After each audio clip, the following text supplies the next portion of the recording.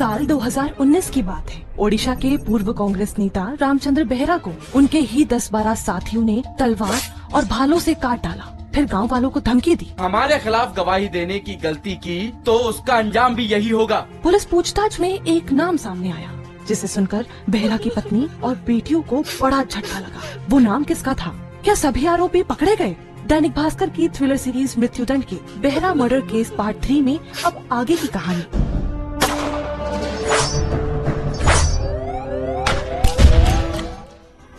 27 मार्च 2019 की सुबह केओंझर जिले के घने जंगलों में पुलिस की टीमें चप्पा चप्पा छान रही थी। इसी दौरान एक मुखबिर ने अहम सुराग दिया कि रात करीब 10:30 बजे कुछ लोग मोटरसाइकिलों पर जंगल की तरफ भागे थे और गांव वालों को धमका भी रहे थे। पुलिस ने इलाके के दर्जन भर थानों से जवान बुलाए और पूरे जंगल को चारों ओर से घेर लिया। शाम ढलते ढलते पुलिस टीम को एक जगह झाड़ियों के पीछे कुछ हरकत नजर आई तो पुलिस दबे पांव वहां पहुंची। उन्होंने देखा संजीव, अजीत और पूरण जमीन पर बैठे हैं। उनके पास में सूखा काला कटा हुआ इंसानी हाथ पड़ा था। पुलिस ने तुरंत तीनों को गिरफ्तार कर लिया, हाथ को जब्त कर पोस्टमार्टम के लिए भेज दिया। कुछ दिनों बाद फॉरेंसिक रिपोर्ट में सामने आया कि इस हाथ पर दांतों के गहरे निशान थे। अब सब इंस्पेक्टर मनोरंजन बीसी ने तीनों से पूछताछ शुरू की। पूर्व नेता रामचंद्र बेहरा की बड़ी बेटी मीना रानी को भी बुलाया गया। उसने रोते हुए पहचान की। वो बोली, साहब उस रात यही थे, मेरे पापा के साथ 2 घंटे बैठकर नाश्ता किया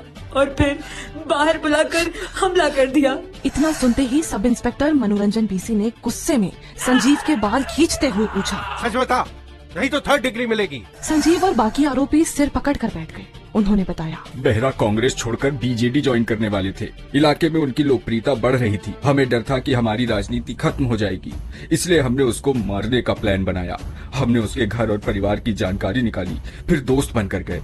बातचीत के बाद जब वो बाहर निकले तब पहले से मौजूद बीजेडी समर्थकों ने झोपड़ी में छुपाए हथियारों से उन पर हमला कर दिया। फिर अगले दिन पुलिस ने 16 साल के प्रमोद को भी गिरफ्तार किया। जांच में सामने आया कि उसने ही हाथ खाने का वीडियो बनाकर संजीव को भेजा था, जो बाद में डिलीट कर दिया गया। मोबाइल फोन्स को फॉरेंसिक जांच के लिए DFS गुजरात भेजा गया। वहाँ से एक वीडियो और एक ऑडियो रिकवर हुआ। उसमें सुनने को मिला, हाथ की उंगली देखो। अब गुस्सा शांत हो गया। हाथ का मांस अच्छा है ना, धोकर खाएंगे। बस इस केस में फिर संजीव, अजीत, अरुण, अलेख, पूरण और प्रमोद के खिलाफ चार्जशीट दाखिल की गई। प्रमोद नाबालिग था, इसलिए बाकी 5 पर ही केस चला। एडवोकेट अश्विनी मलिक ने कोर्ट में कहा, ये एक राजनीतिक साजिश है। पहले घर में घुसकर भरोसा बनाया, फिर हमला कर हत्या की और हाथ लेकर गांव में घूमे ताकि कोई गवाही न दे। हाथ खाने के वीडियो और ऑडियो से इसकी पुष्टि होती है। बचाओ